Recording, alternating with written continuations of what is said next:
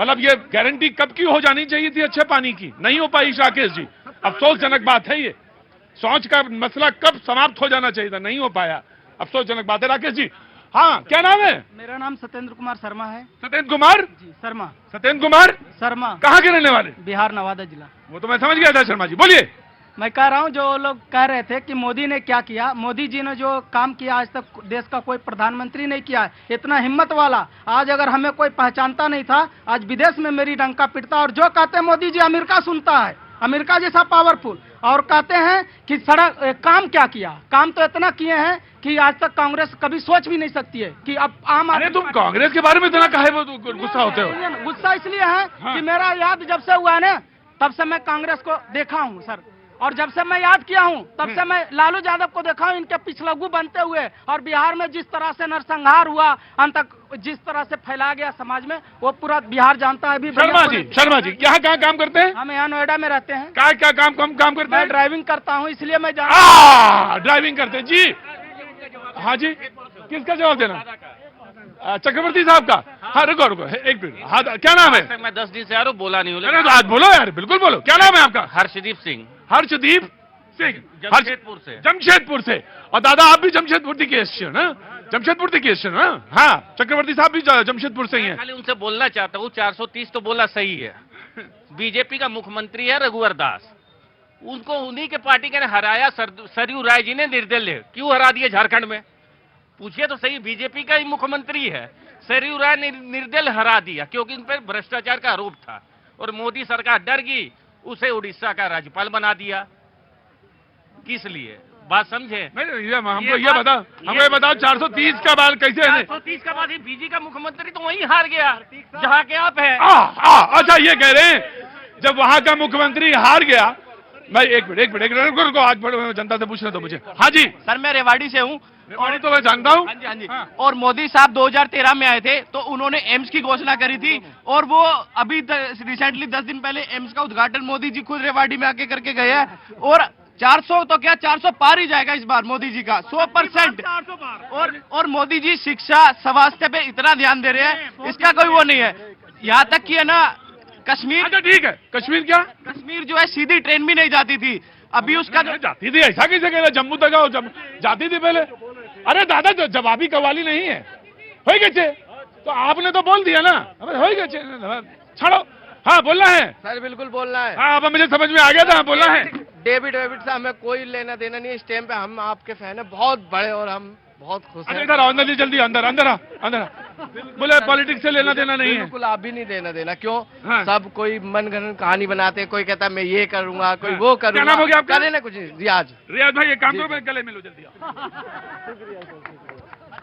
तुम सबसे अच्छा आदमी। रुको तो मैं पूछ चुका हूँ जी। ना तो कांग्रेस विल रिस्पॉन्ड जी। अभी हमारे भारतीय जनता पार्टी के मित्र कह रहे थे हमने एयरपोर्ट बनाए, पोर्ट बनाए, बड़े आईएम बनाए। मैं आपको बताता हूँ वास्तविकता क्या है।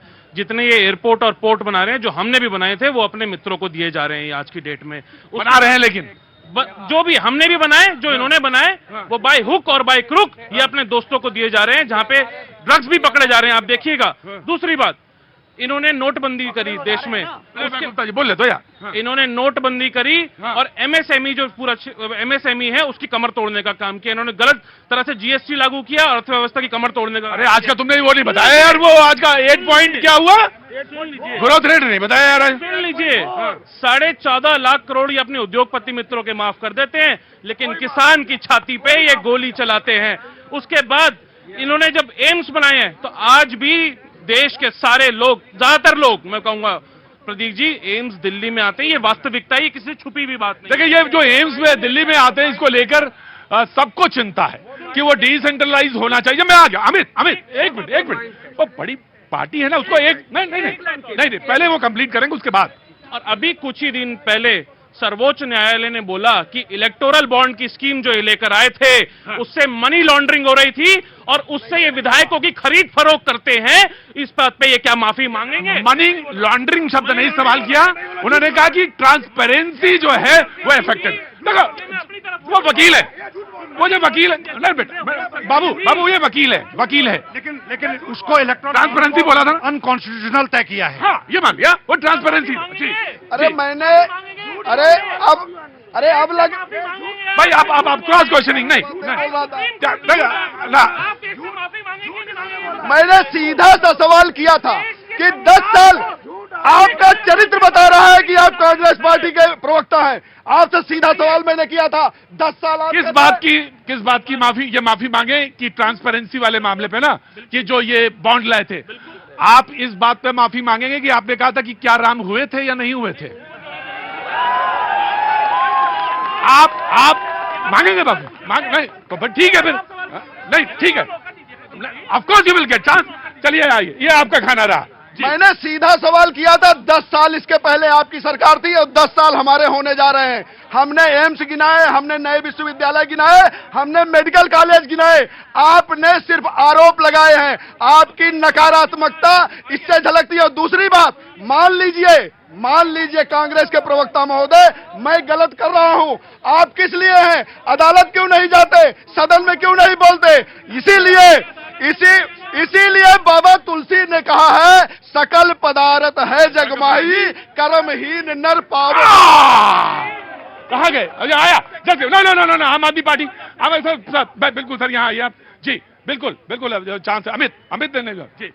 सर देखिए किस तरह से गलत तथ्य पेश किया गया। इसी कारण से अभी 3 दिन पहले अरविंद केजरीवाल ने सुप्रीम कोर्ट में माफी मांगी है कि हमसे गलती से गलत तथ्य पेश किया गया। ये कह रहे हैं 51,000 स्कूलों को बंद कर दिया गया। सेंट्रल गवर्नमेंट की कौन से 51,000 स्कूल है, आप ये बता दीजिए। केंद्रीय विद्यालय नए बने हैं, स्कूल बंद नहीं हुआ है। दूसरी बात, कांग्रेस पार्टी कहती है मित्रों को दे दिया।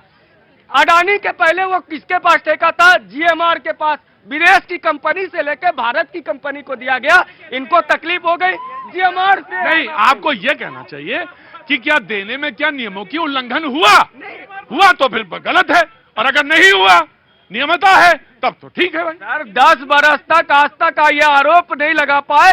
और विदेश से मैं बार बार पूछता हूँ, इतना विदेश से इनको प्रेम क्यों है? जाना आपको घूमने के लिए विदेश, कंपनी चाहिए विदेश, कपड़ा विदेशी पहनेंगे। अरे ये सोच है क्या भारत में राजनीति करने? नहीं, अरे तुम डिबेट में तुम सबसे छोटे हो और तुम्हारा अधिकार बनता है, तुम मांग सकते हो किसी से। तुम डिबेट में सुनो, तुम डिबेट में सबसे छोटे हो और सारे लोग अपना टाइम तुम्हें दे देंगे। तो इसलिए ये मत सोचना कि यहाँ पे कोई बड़े दिल का नहीं, सारे बड़े दिल के लोग हैं। शाबाश, बोलो क्या बात करना सवाल। लेकिन आम आदमी पार्टी का टाइम था, बिल्कुल वेरी क्विक। 5 सेकंड में बोलूंगा। भाई ने अभी फॉरेन की बात करी, विदेश। सबसे ज्यादा अगर विदेश निवेश के खिलाफ थे, एफडीआई इन रिटेल के खिलाफ थी भारतीय जनता पार्टी। उसके बाद क्यों एफडीआई इन रिटेल को 100% किया गया? और आज की तारीख में एफडीआई भी गिर रहा है। लोगों, बाहर की जो कंपनियां हैं, बाहर के जो इन्वेस्टर्स हैं, वो देश में इन्वेस्ट करना कम कर चुके हैं। बताइए, आप बताइए ना, एफडीआई क्यों कम हो रहा है? नहीं, गलत जी। टैक्स कलेक्शन बढ़ता जा रहा है, पूरे देश का टैक्स कलेक्शन बढ़ रहा है, जीएसटी बढ़ रही है। इसका मतलब क्या है? व्यापार तरक्की कर रहा है, और अगर व्यापार तरक्की कर रहा है तो लोगों की सकल इनकम बढ़ रही है। गुप्ता जी, किसानों के बारे में जरा बात करेंगे। हाँ जी, देखिए, पहले तो मैं अपने मित्र का जवाब दे दूं। यूडीआईएससी की रिपोर्ट है क्या हुआ बहन जी? देश तरक्की कर रहा है, बेरोजगारी इतनी है, युवा, इनसे पूछे युवा। अरे भाई आप नाराज ना हुआ करो, अपना सवाल क्या करो। बेरोजगारी ठीक सर। देखिए, मैंने रिपोर्ट के हवाले से बताया कि 51,000 से ज्यादा स्कूल बंद हो गए हैं, और यह सच्चाई है। प्रतीक जी, देश के प्रधानमंत्री ने यह कहा था मीडिया के सामने, जनता के सामने, कि डॉलर अगर गिर रहा है, रुपया गिर रहा है, तो देश की साख गिर रही है। मैं आज जानना चाहता हूं कहां डॉलर पहुंच गया, कहां रुपया चला गया है। आईएमएफ की रिपोर्ट है, 2 लाख करोड़ से ज्यादा का लोन इस सरकार ने लिया है, 4 टाइम ज्यादा। देश पे कर्जा बढ़ाया है, देश में बेरोजगारी बढ़ाई है, देश में भ्रष्टाचार बढ़ाया है। इसलिए 2024 में इनकी विदाई तय है। बहुत मैं आ गया। गुप्ता जी आराम से, क्या हुआ भैया? आराम। सर लोन आया है तो जीडीपी 8.3% है, और सबसे फास्ट। एक सवाल मेरा बहुत सर आपसे, एक प्यार वाली बात है। प्यार वाली बात जी? हाँ तो जरूर बोलो बेटा। एक चीज, सबसे पहले तो आपने हम लोग को बहुत एंटरटेनमेंट किया है, और आज से नहीं, मैं आपको बहुत दिन से फॉलो कर रहा हूँ। मैं तो एंटरटेनमेंट वाला आदमी हूँ, न्यूज वाला कहाँ हूँ। एक चीज बताइए, आपका जो स्ट्रेंथ है, मेरे को इसका जवाब दीजिएगा सर आपसे। आपका जो स्ट्रेंथ वो स्ट्रेंथ हम लोग को कैसे मिलेगा? हमें वो प्रेरणा आप दीजिए जो हम लोग को आपका स्ट्रेंथ मिलना चाहिए। सबसे फर्स्ट क्वेश्चन। सेकंड क्वेश्चन, जो आपने जो काम करते हैं ना, वो काम हम लोग सीखेंगे तो वो कैसे होगा? ये आपके के लिए आप करते क्या? आप तो स्टॉक में है ना? Stock market. देखिए, जहां काम कर रहे हैं वहां मन लगा के काम करिए, इंटरेस्ट अपने आप आएगा। दूसरों के कामकाज में दखलंदाजी मत करिए, स्ट्रेंथ आएगा। तीसरी जो सबसे इंपॉर्टेंट बात यह है कि जिस काम को करिए उसमें ईश्वर को देखिए, मजा आएगा। और चौथी बात ये कि ईमानदारी से करिए और मजा आएगा। पांचवी बात ये कि नशे से दूर रहिए।